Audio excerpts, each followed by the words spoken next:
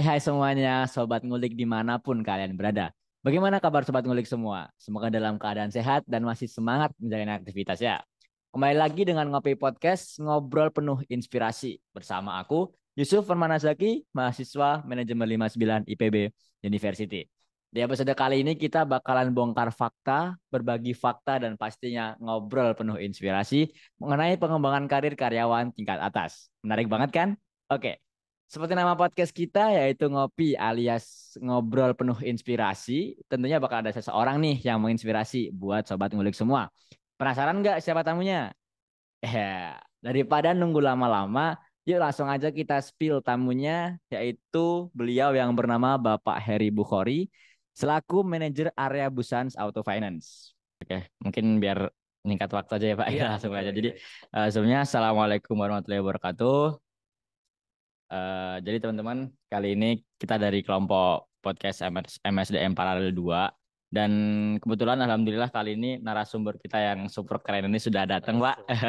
Sebelumnya perkenalkan Pak, nama saya Supermana Zaki. Di sini saya dari manajemen 59 yang kebetulan kali ini akan membawakan atau memimpin jalannya podcast pada pagi kali ini yang dimana kita sendiri membawa judul pengembangan karir karyawan tingkat atas, Pak. Gitu. Oke. Oke. Jadi teman-teman semuanya, sebelum kita mulai mungkin kita langsung aja ke pengenalan narasumber dulu kayak mungkin dari Bapak boleh perkenalan diri, Pak. Boleh. Ya, Assalamualaikum warahmatullahi wabarakatuh. Waalaikumsalam warahmatullahi wabarakatuh. Nama saya Heri Buhori. Kebetulan saya udah 47 tahun.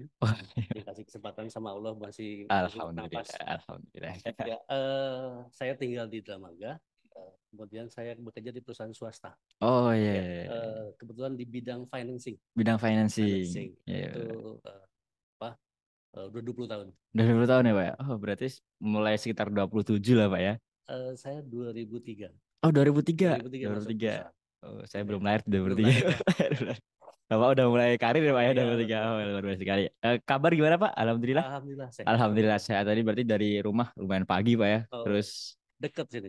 alhamdulillah deket dari Dramaga, Pak ya. Betul. Jadi, habis ini langsung lanjut aktivitas lagi, Langsung. luar biasa lagi, Bro. Jadi, Ya. udah. Untuk mempersingkat waktu, Pak ya, mungkin Ya. langsung aja kita menuju ke topik yang pengen kita bahas hari ini. Tapi mungkin sebelum kita mulai topik, kita bisa bertanya dulu nih, Pak nih. Mungkin Boleh. Bapak bisa sedikit ceritakan, ngulik tentang bagaimana dulu perkembangan karir Bapak dari awal sampai sekarang gitu, Pak, mungkin. Perjalanan panjang. Boleh, Pak. Ya. Sebelumnya satu ucapan terima kasih kepada FEM IPB ya atas kesempatan Hmm. untuk berbagi pengalaman. Ya. Eh, saya sebelumnya masuk di perusahaan financing itu tahun 2003. Hmm. Basic saya bukan marketing, Hmm. tapi collection. Collection. Kolektor kalau dulu ya. Kolektor, Kolektor kolektor. 2003. 2003 itu basic Oh. salary masih 550.000. Ya, Hmm. masih kecil. Dari situ saya cuman hanya setahun atau setahun setengah lah ya. Kemudian saya jadi koordinator. Hmm. Koordinator itu membawahi beberapa kolektor. Ya, Hmm. kebetulan waktu itu perusahaannya di BAF Bogor. Saya pegang Ya, ya. area itu jadi Bogor yang arah puncak sana. Ya, Hmm. kemudian kalau pada saat di koordinator sampai Parung juga kita pegang. Hmm. Dari situ ada penawaran dari kantor pusat saya untuk jadi area collection controller. Ya Hmm. waktu itu pegang Sumatera, terus Oh, Bali, kok ya luas ya? luas dulu. Luas. Dalam perkembangannya itu tahun 2000, ini saya ingat-ingat lagi ya, 2006 Panjang ya. sampai 2008 saya kata masuk. Hmm. 2006 saya area collection controller, 2007 sampai 2008. Hmm. Kemudian 2008 saya naik jadi asisten manajer. Hmm. Asisten manajer 2008. pegang Kalimantan, Sulawesi, Papua Hmm. waktu itu. Ya saya harus visit ke semua cabang. Kontrol cabang-cabang yang ada di sana. Iya. Network ya, kalau sekarang dari network. Itu 2008. Kemudian sampai 2010 ada penawaran sebagai kepala cabang. Ya, Kacap. kepala cabang 2010 saya jadi kepala cabang di wilayah Indramayu. Ya, Indramayu. Indramayu sekitar 1 tahun. Hmm. Dari situ 1 tahun itu kemudian saya pindah ke Sukabumi. Ya, Hmm. Sukabumi itu tahun 2011 sampai 2013. Hmm. 2013-nya saya lanjut lagi kepala cabang di Tangerang. 2003 sampai 2000 di Bandung. Dari Bandung 2015 saya pindah lagi ke Tangerang, ya Tangerang. Kemudian pindah lagi ke Bandung sampai saya dikasih kepercayaan untuk jadi area marketing manager. Ya, kalau kepala cabang di BAF itu nguasain semua bisnis. Ya, kalau dulu kan sebelumnya basic saya kolektor, cuman penagihan gitu ya. Penagihan pun di kita itu minimal S1. Ya, S1 kemudian memang beralih ke D3 sih terakhir. D3, kenapa diambil S1 D3? Nagih itu bukan kayak orang kampung bawa-bawa golok gitu ya. Kita ada pendekatannya beda. Ya, mungkin orang lihat tampang saya bukan orang kolektor gitu. Tapi dengan begini pun kita bisa sukses. Tergantung kerja keras kita sama kerja cerdas biasanya gitu sih. Kemudian 2000 berapa ya? 2018, 2019 itu saya jadi asisten marketing manager. Area marketing manager untuk wilayah Jawa Barat sampai sekarang. Ya, itu sih perkembangan. Saya dari bawah. Berarti tadi sebenarnya yang lumayan kena highlight itu jadi dari kolektor menjadi marketing, Pak ya. Itu berarti perjalanan itu kan ibaratnya kayak beda bidang lah, Pak ya. Itu berarti dari perubahan dari kolektor ke marketing itu apakah ada pelatihan khusus mungkin atau seperti apa atau memang sudah bawaan dari Bapak sendiri gitu? Saya yakin kalau semua orang pasti jadi orang marketer. Pasti semua yang ada di sini pun pastinya orang jadi marketer. Pernah menjual sesuatu, ya kan? Atau ya pasti beraktivitas sebagai orang marketing. Semua orang pasti punya jiwa marketing.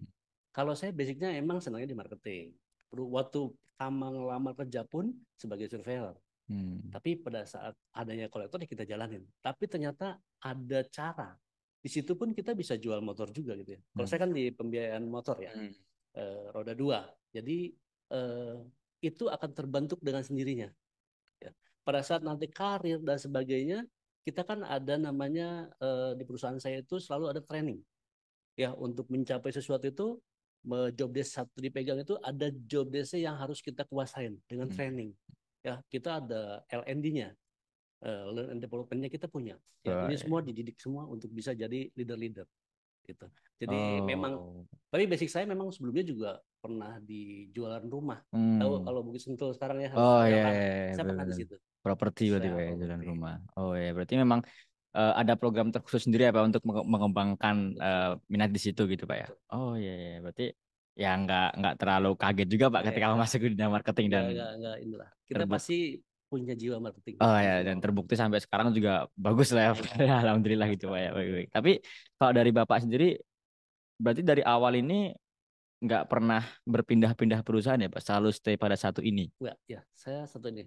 Berarti di sini nggak pindah-pindah. Memang ada penawaran-penawaran. Cuman jelas. Kadang kita butuh kenyamanan dalam benar. Belum tentu di perusahaan yang lain sebaik yang perusahaan yang saya sekarang gitu. Kadang-kadang ya udah kita di satu perusahaan untuk saya ya. Gitu. Karena memang kenyamanan buat kerja itu ya penting untuk gimana penghasilan kita juga Pak ya, hasil kita gimana kerja sendiri kenyamanan Pak ya. Oke. Jadi mungkin langsung karena udah bicarain karir, jadi mungkin kita langsung masuk ke topik mengenai materi kita lah Pak ya. Oke. Jadi untuk memulai karir sendiri, kalau dari Bapak sendiri apakah dulu sebelum memulai karir yang udah sepanjang 27 tahun ini apakah 20 tahun ini apakah ada sebelumnya hal-hal yang dipersiapkan dari Bapak sendiri gitu selaku orang yang pengen mengembangkan karir di dunia ini Pak? Satu sih kebutuhan. Kebetulan. Kita kan nggak mungkin stay terus ya. Kita pengen maju, pengen berkarir. Ya kebetulan memang di perusahaan ini saya ada karirnya. Karena memang nggak mudah untuk ngejar karir. Ya banyak juga teman-teman saya pada saat itu udah keluar dari perusahaan sekarang. Ya kemudian ini keberuntungan buat saya. Saya ingin supaya terus continue. Saya nggak mau dong stuck terus jadi staff. Ya saya harus melangkah gitu. Dan satu kan dengan otomatis dengan kita melangkah rezeki pun pasti akan ngikutin. Ya saya juga kan butuh untuk kehidupan buat anak istri ya. Kita cari agar bisa menghidupi kita. Ya, dengan cara satu. Kalau perusahaan swasta ada target namanya.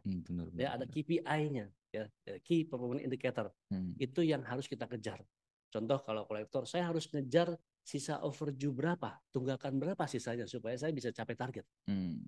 dapat kejar insentif sekian juta, itu ada KPI-nya. Dengan kita capai itu, otomatis perusahaan pun akan melihat produktivitas kita seperti apa, itu akan dilihat.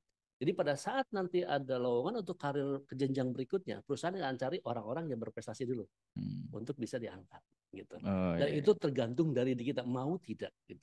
Ya untuk kejar itu. Kadang-kadang orang kan malas gitu. Ya malas, padahal kalau kita kejar itu pasti kita dapat. Gitu. Gitu sih. Berarti emang dari awal bagaimana kebutuhan kuat kita ya, keinginan kuat kita, komitmen kita di situ, bagaimana kita di situ bisa ya percaya aja untuk fokus ke karir lah di situ, berkembangkan diri, ada target yang harus dicapai gitu. Kadang-kadang kalau kita ngejarnya orientasinya money gitu, nah, terus itu kan bener. karirnya akan susah. Saya ngejar karir, otomatis uang itu akan ngikutin dengan sendiri. Benar. Oke. Karena emang kan banyak mungkin dari anak-anak remaja terutama zaman sekarang tuh orientasinya money sampai lupa tentang pengembangan diri sendiri yang seperti apa. Lupa akan diri sendiri lah Pak istilah gitu. Oke, berarti emang tujuan Bapak dari awal ya saya di sini ingin berkarir, saya di sini ingin ibaratnya bertujuan untuk mengembangkan saya di sektor ini gitu Pak ya. Tapi mungkin dengan pengembangan karir itu jelas kita nggak pernah bisa lari dari yang namanya problem Pak ya. Nah mungkin dari perjalanan karir Bapak yang sangat panjang itu ada nggak sih Pak beberapa problem yang bisa dibilang ya menghalangi lah gitu bisa dibilang atau sedikit diceritakan gitu Pak? Perusahaan itu kan bukan timbul, ada kadang pasang surutnya. Ya kondisinya problem itu banyak. Kalau kita sebagai leader, saya waktu itu kepala cabang itu membawahi semua departemen. Ya ada collection, ada marketing, ada admin, ada finance, ya itu satu kesatuan. Itu kita kalau kepala cabang itu pegang semua. Kalau ada masalah pastinya ada. Ada kalau namanya di kita itu namanya misconduct. Misconduct. Ada misprosedur, ada misconduct. Misprosedur lebih ke administratif ya, laporan yang salah kayak gitu itu misprosedur.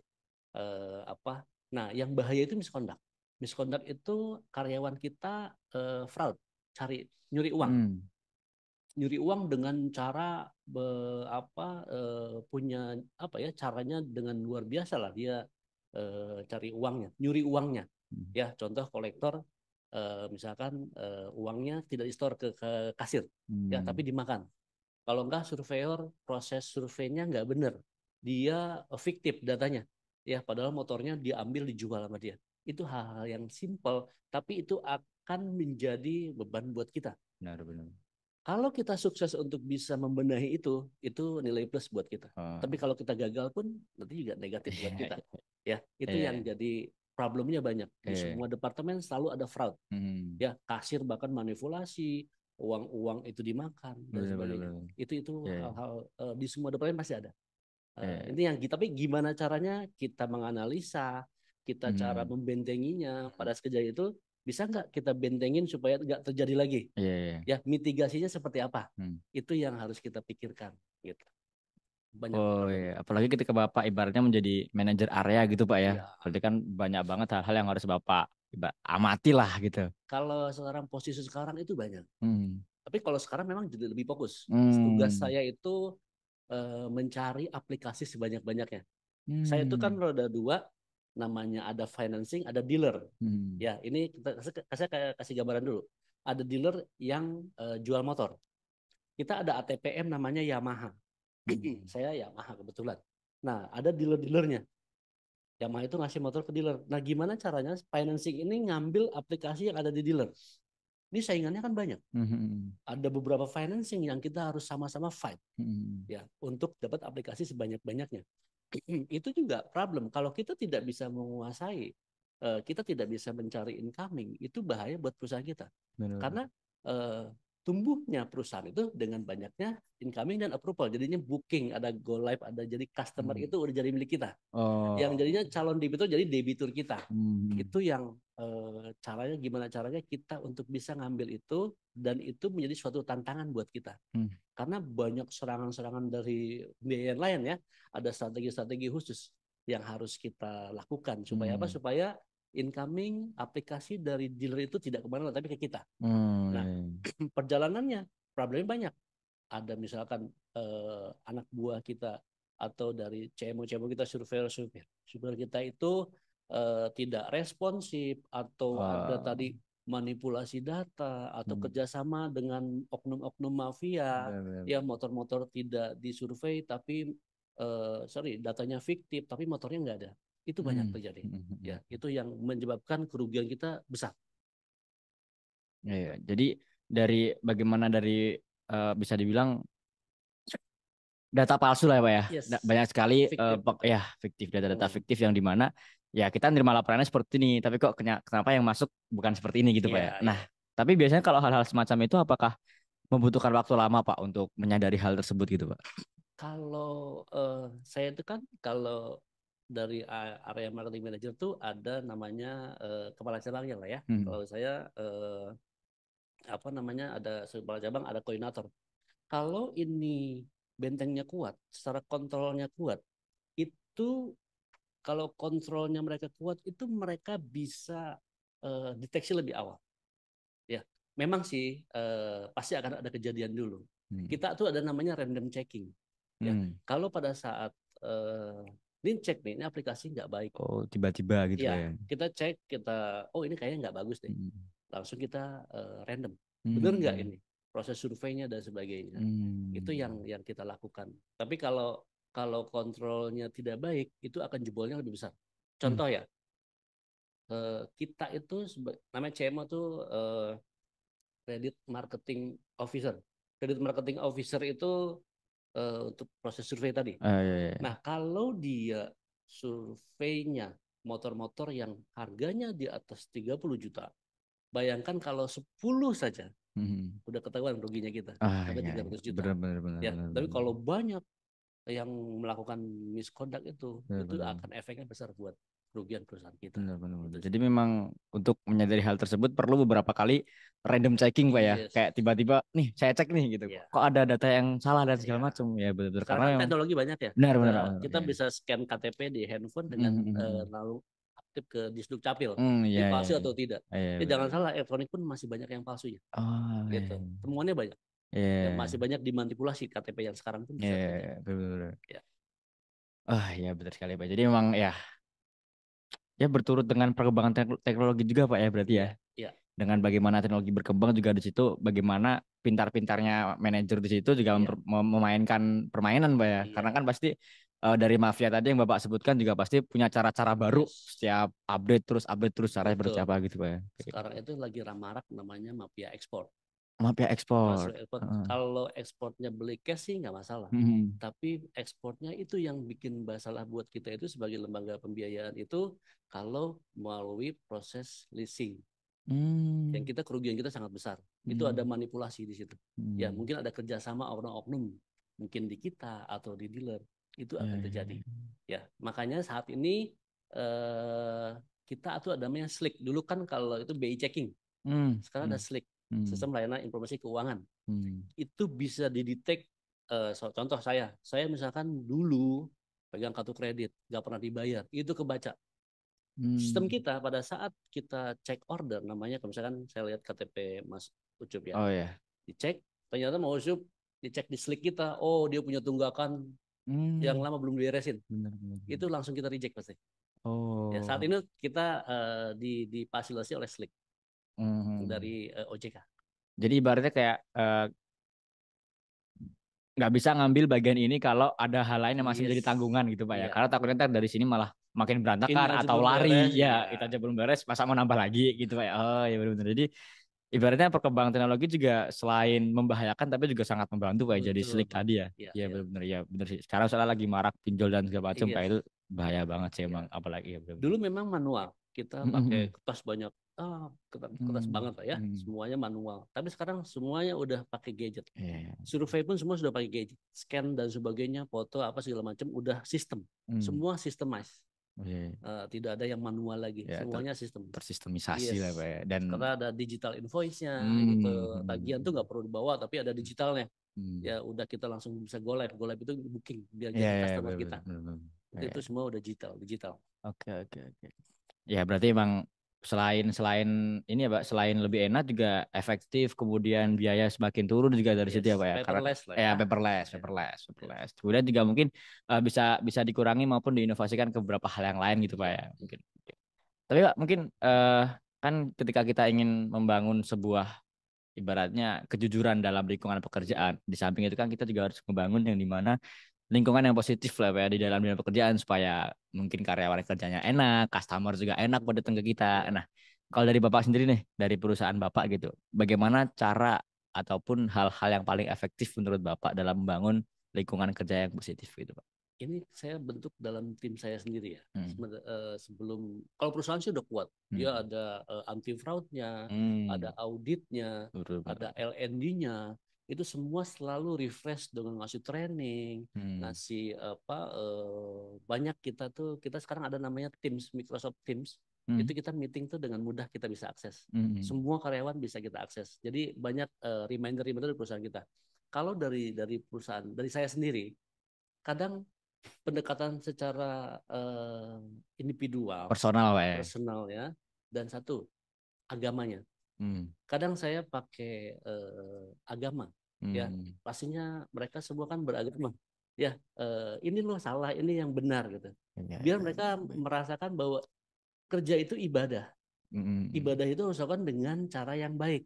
Karena hubungannya sama yang di atas. Biar apa? Biar Ikhlas, berkah. berkah. Kerjanya lakukan dengan ikhlas. Benar, Itu benar. yang selalu diingatkan. Karena sifat manusia nggak ada Hmm. bagus-bagusnya. Semua manusia jelek semua sifatnya. Iya. Ya, kecuali ciptaannya. Aduh. Nah, itu harus selalu diingatkan.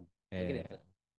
Oke. Berarti eh, melalui agama Pak ya. Karena kan Ya, memang mungkin secara harfiah juga manusia dari kecil itu sudah memiliki pegangan agama. Jadi betul. mungkin kita bisa pegang melalui hati lah ya Pak dari Iya, dalam bagaimana kita menanamkan kalau emang ya kerja biar berkah aja gitu selaku iya, ibadah gimana kembali lagi ke awal kayak orientasinya jangan uang deh tapi iya, bagaimana kita berkembang dan juga mensyukuri nikmat gitu Pak iya, ya. Kita udah betul. dikasih kayak gini, kita bermanfaat buat orang lain gitu Pak ya. Oh, baik. Jadi tapi kalau berbicara tentang hal yang seperti itu Pak ya, tapi apakah pernah terjadi di lingkungan kerja Bapak itu mungkin ada ataupun satu atau dua tiga orang yang kurang bisa mengikuti tentang bagaimana lingkungan kerja ini bekerja gitu Pak. Pasti kan ada kan beberapa yang Ada, mungkin keteteran dan segala macam dan bagaimana menghadapi orang itu gitu Pak. pasti ada.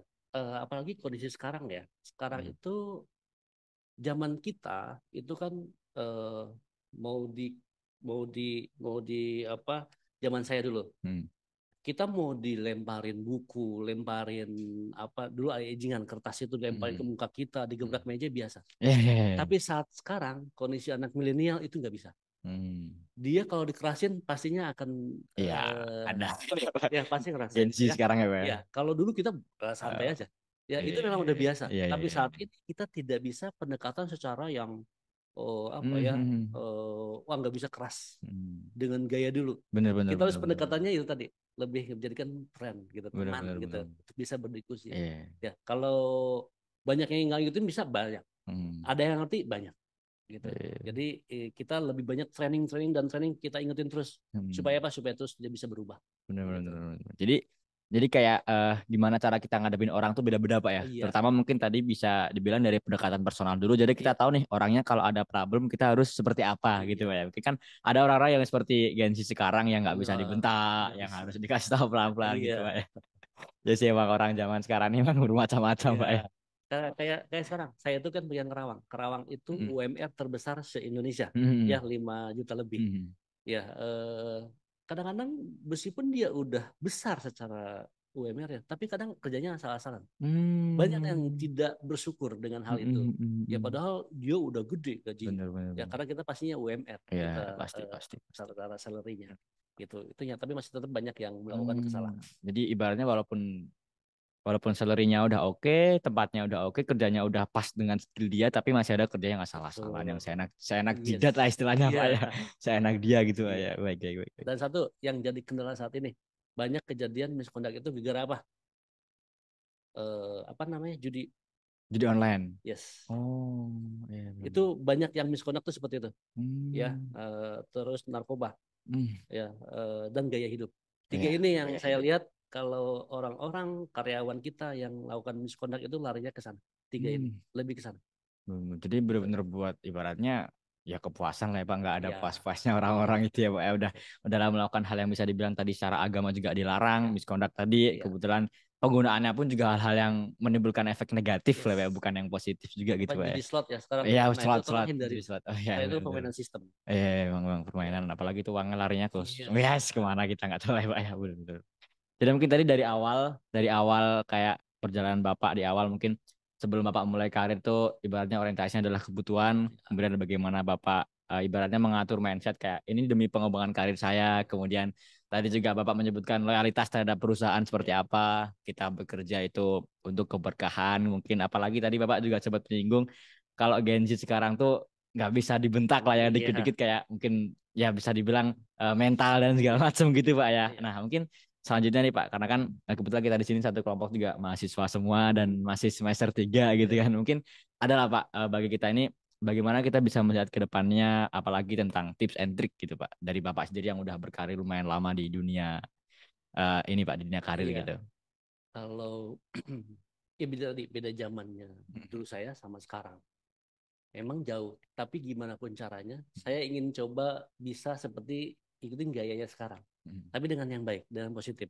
Ya, memang tadi kalau anak milenial itu kita bentak besoknya resign. Ya, besoknya ngundurin diri tuh. Iya, biasanya seperti itu. Pengen kerjanya Iya santai iya gitu iya. ya. Nggak ada pressure gitu Pak ya. Yes, gak ada pressure. Terus datang mungkin juga seenaknya gitu. Hmm, Padahal jam kantor udah jelas udah gitu ya. jelas. Terus laporannya nggak bener. Waduh. Nah, banyak hal lah ya, hal-hal mungkin tidak sesuai dengan kondisi zaman sekarang.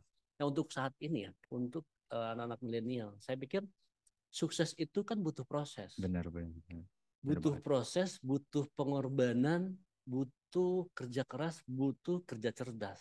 Hmm. Saat ini persaingannya sangat luar biasa. Bahkan sekarang itu kan teknologi itu udah benar-benar dikembangkan. Kita tidak bisa menghindari teknologi. Teknologi terus akan terus berkembang. Ya, negara-negara maju, ya contohlah tetangga kita Singapura itu semuanya Hmm. sudah serba digitalisasi. Betul. Ya bahkan keretanya pun nggak ada masinisnya. Iya iya Ya iya. semuanya seperti itu. Bahkan Iya sih. kita di bandara pun untuk di Singapura itu nggak perlu cari orang. Udah ada kok gadget, tinggal pencet aja udah Hmm. tanya. Apapun ada di situ. Ya, begitu juga dengan saat ini kondisi kita di perusahaan saya tentunya. Ini digitalisasi akan terus berkembang.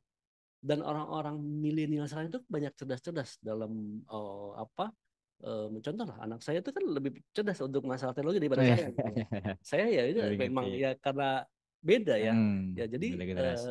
generasi sekarang itu lebih jelas. Jadi tolong untuk selalu terus ikuti perkembangan zaman Hmm. dan lakukan kuliahnya dengan baik, Benar ya benar benar. belajarnya dengan baik. Jadilah orang yang kreatif, inovatif, apapun itu kerjakan. Hmm. Dan satu, selalu minta sama Allah, sama Hmm. yang di atas. Selalu berikan minta kemudahan, ya kelancaran untuk Hmm. kita bisa sukses. Jadi sukses itu butuh proses, Benar benar ya. benar benar. Jadi butuh proses itu butuh kemauan dalam diri kita, Benar, gitu. benar. Jadi benar-benar ya semua aspek harus benar-benar kita guide Pak ya mulai dari Iya, dalam diri kita sendiri, kemudian bagaimana keinginan kita, kemudian bagaimana lingkungan juga, ya, bagaimana yang kita pilih, betul. kemudian terakhir nggak lupa juga sama agama gitu Pak Yes, ya. Bagaimana yes, kita minta kepada pencipta kita lah Pak Allah iya, Subhanahu wa taala gitu Pak ya. betul. Oke. Oke Bapak, mungkin terima kasih. Oke, Ya, biar sama-sama. ada nggak lama juga Pak ya. Iya, Kita abis ini juga bakal ada kegiatan masing-masing juga. Pokoknya dari kita ngucapin terima kasih sebanyak-banyak kepada Bapak. Tadi benar-benar banyak banget insight yang bisa kita ambil hari ini Pak. iya, Terutama tadi mulai dari awal bagaimana Bapak merintis karir dari awal, bagaimana Bapak perjalanan Bapak dari yang awalnya kolektor hmm, kemudian ke marketing gitu kan kayak ibaratnya dari kita juga bisa ngeliat oh berarti nggak selamanya ketika kita mulai ibaratnya misal di marketing nih nggak selamanya kita juga bakal di marketing gitu iya, siapa tahu nanti betul. di tengah-tengah perjalanan ada divisi yang membutuhkan dan siapa tahu kita lebih cocok maupun bisa lebih berkembang di situ Pak ya kita nggak ada Yes, yang tahu ke depannya Pak ya multitasking itu penting. multitasking ya Iya, Pak ya ibaratnya fleksibilitas lah Pak ya kita iya, bisa mengisi di sana bisa mengisi di sini jadi selain kita juga enak juga kita bisa lebih bermanfaat kepada orang lain gitu Pak ya benar betul. Pak. Oke, Sobat Ngulik. Ya, Jadi sekian podcast pada kali ini kita ngobrol-ngobrol dan jangan lupa teman-teman semuanya insight-insight yang bisa kita ambil hari ini yang sudah saya sebutkan tadi terutama kita juga kembali mengucapkan terima kasih kepada Allah Subhanahu wa taala yang telah memberikan kemudahan kita pada kali ini. Dan tidak lupa kita juga terima kasih kepada Shure yang sudah mendukung kita dengan mikrofon yang sangat bagus yaitu MV7 dan juga headphone yang gak kalah keren yaitu SRH 440 atau 440 sehingga membantu kualitas podcast kita menjadi lebih baik. Kemudian aku juga mengingetin buat Sobat Ngulik, jangan lupa buat follow dan juga dengerin podcast Future Star IPB di Spotify yang berisi banyak inspirasi dan juga manfaat. Tapi bagi Sobat Ngulik yang nggak punya Spotify, jangan berkecil hati dulu. Karena Sobat Ngulik juga bisa nonton Ngopi Podcast di YouTube Center of Management atau Komet. Dan pastinya jangan lupa untuk like, comment, dan subscribe. Oke, kalau gitu aku di sini Yusuf sebagai host podcast kali ini dari Manajemen 59. Pamit undur diri. Terima kasih. Terima kasih balik. Terima kasih balik. Wassalamualaikum warahmatullahi wabarakatuh. Terima kasih untuk Sobat Ngulik yang udah ngedengerin Ngopi Podcast kali ini. Dan jangan lupa untuk tetap stay tune di Ngobrol Penuh Inspirasi selanjutnya.